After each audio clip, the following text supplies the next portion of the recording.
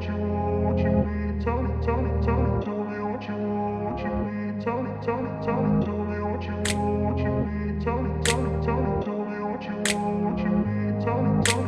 grew up in a place where they told you what to chase, told you how to run the race, every move was on the page. But I didn't like their way, had to fight and misbehave, had to find a way to change, had to leave to find my way.